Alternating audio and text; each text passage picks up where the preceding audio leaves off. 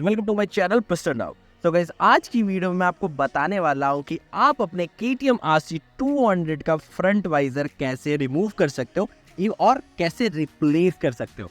तो जैसा कि आप देख सकते हो, ये पूरा ट्रांसपेरेंट होता है एंड थोड़े टाइम बाद आप इसको बहुत ज़्यादा यूज़ करते हो बाइक को, तो इस पे स्क्रैचेस वगैरह आ जाती है। जैसा कि मेरे पे तो अभी आपको उतना कुछ खास स्क्रैचेस नहीं दिख रहे होंगे, बट मैं फिर भी दिखाना चाहूँ ज़बरदस्ती। तो आप यहाँ पे थोड़े बहुत देख सकते हो, यहाँ पे थोड़े बहुत देख सकते हो। तो ऐसे में बहुत से लोगों का एक क्वेश्चन बन जाता है कि भाई मैं अपने वाइज़र को घर पे ही चेंज करना चाहता हूँ एंड कुछ लेबर कॉस्ट को बचाना चाहता हूँ, तो मैं कैसे कर सकता हूँ। तो गाइस, आज की वीडियो में आपको यही बताने वाला हूँ कि आप अपने इस वाइज़र को कैसे रिमूव कर सकते हो और कैसे रिप्लेस कर सकते हो। तो चलो आज की वीडियो को स्टार्ट करते हैं। एंड साथ में गाइस मैं एक और चीज़ बता दूँ कि वाइज़र खोलने के लिए बहुत सारे राइडर्स एक बहुत ही ज़्यादा कॉमन मिस्टेक करते हैं, तो उसके बारे में भी आज हम डिटेल में बात करेंगे। So before starting this video, if you like today's video, just like, share and subscribe to my channel. तो चलो इस वीडियो को स्टार्ट करते हैं बिना किसी डिले के। अगर बात करें इस बाइक के वाइजर को रिमूव करने की, तो गाइस इस बाइक के वाइजर को रिमूव करना बहुत ही ज़्यादा इजी है। आपको सिर्फ इन दोनों मिरर्स को रिमूव करना है एंड साथ में यहाँ नीचे में आपको अंदर की साइड पे दो स्क्रूज दिखते हैं, उसको खोलना है, बस आपका वाइजर बाहर आ जाएगा।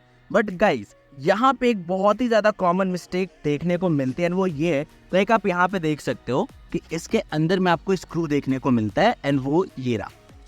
वेट, मैं आपको दिखाता हूँ। यहाँ पे आप देख सकते हो ये स्क्रूज आपको दिख रही है, ये वाली स्क्रू है, इसको आपको रिमूव करना है। एंड बहुत से लोग इसको रिमूव करने के लिए ये वाइजर खोलते हैं, बिकॉज अगर आप इस वाइजर को रिमूव नहीं करोगे तो यहाँ पे आपका रेंच इसमें फिट ही नहीं होगा। जो एलन की रेंच आता है वो इसमें फिट नहीं होगा, बिकॉज आपको यहाँ पे ज़्यादा स्पेस देखने को नहीं मिलती है। जैसा कि आप देख सकते हो यहाँ पे आपको कुछ खास स्पेस देखने को नहीं मिलती है, जिसकी वजह से जो इसको रिमूव करना है वो थोड़ा ज़्यादा मुश्किल हो जाता है। एंड बहुत सारे राइडर इसी चक्कर में, इस बोल्ट को रिमूव करने के चक्कर में अपने इस साइड के वाइजर को रिमूव करने लग जाते हैं, जिसकी वजह से जो आपको इस साइड का वाइजर ये देखने को मिल रहा है, इसके जो नट बोल्ट्स है वो बहुत ही जल्दी लूज हो जाते हैं एंड वाइब्रेशन क्रिएट हो जाती है।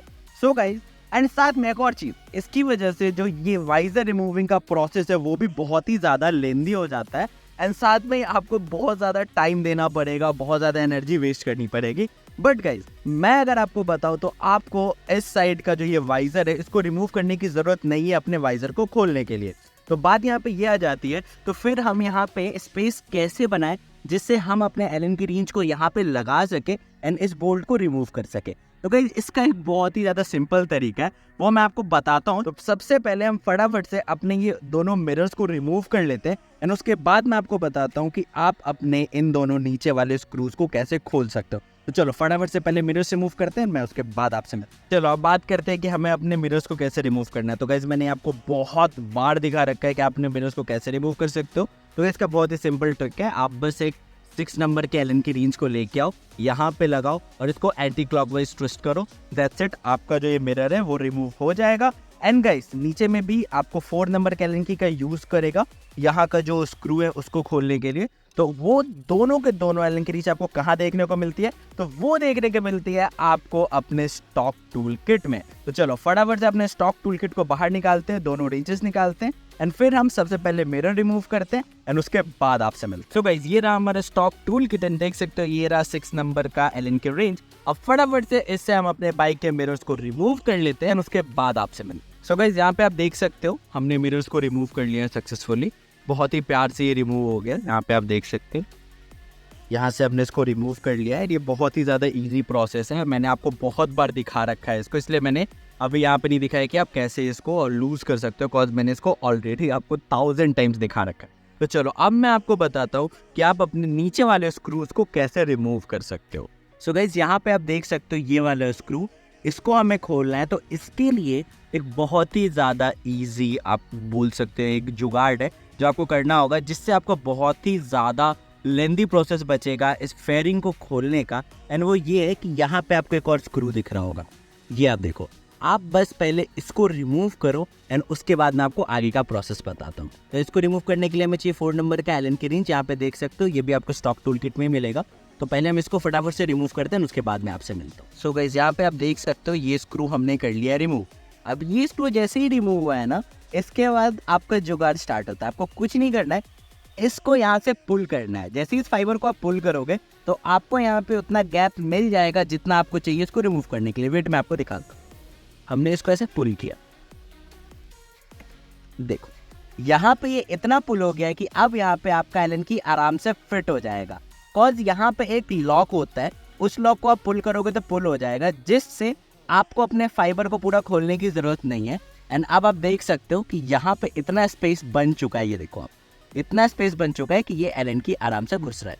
अब आपको कुछ नहीं करना है, बस आप इसको आराम से लूज करते जाना है, दैट्स इट। और जैसे आप लूज करोगे ये बोल्ट आ जाएगा बाहर एंड आपका जो ये वाइजर है वो भी बाहर आ जाएगा। तो चलो पहले मैं आपको फटाफट से इसको लूज करता हूँ एंड इसको खोल के दिखाता हूँ। यहाँ पे आप देख सकते हो, इसको आपको बस यहाँ से लूज करना है एंड ये लूज हो जाएगा। यहाँ फंस गया और ये देखिए ये लूज हो गया। तो आप इसको यहाँ से जैसे ही लूज कर दोगे तो ये बाहर आ जाएगा। तो आपका जो ये नंबर प्लेट है पहले ये बाहर आएगा एंड उसके बाद फिर आपका वाइजर भी बाहर आ जाएगा।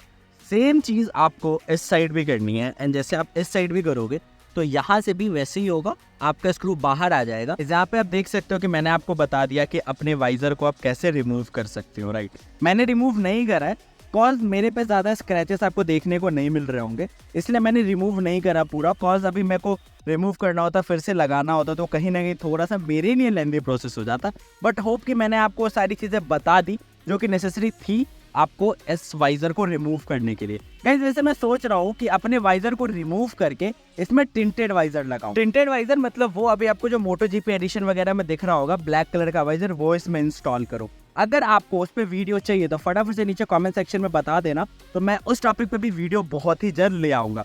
सो होप कि आपको आज की ये वीडियो इन्फॉर्मेटिव लगी हो एंड अब आप 200-300 रुपये लेबर चार्ज तो बचा ही लोगे अगर आपको अपने वाइजर को रिमूव करना है या फिर रिप्लेस करना है। एंड गाइस यहाँ पे मैं एक और चीज़ बोल दूँ कि प्लीज़ आप अपने वाइजर को रिमूव करके बाइक मत यूज़ करना, वो प्रॉपर छपरी लगेगा, तो प्लीज़ आप वैसा काम मत करना। तो इस वीडियो को बनाने का मेरा मोटिव यही था कि आप अपने लेबर कॉस्ट को बचा सको और अपनी बाइक पे अपना थोड़ा सा टाइम इन्वेस्ट कर सको। एंड ये जो भी अगर आपके स्क्रैचेस वगैरह ज़्यादा लगे हो सो अपने वाइजर को सेफली रिप्लेस कर सको, दैट्स इट। आप प्लीज़ इसमें कोई भी ऐसा हरकत मत करना जिससे आपको एक छपरी का टैग मिले, मीन्स इस वाइजर को रिमूव करके बाइक राइड मत करना।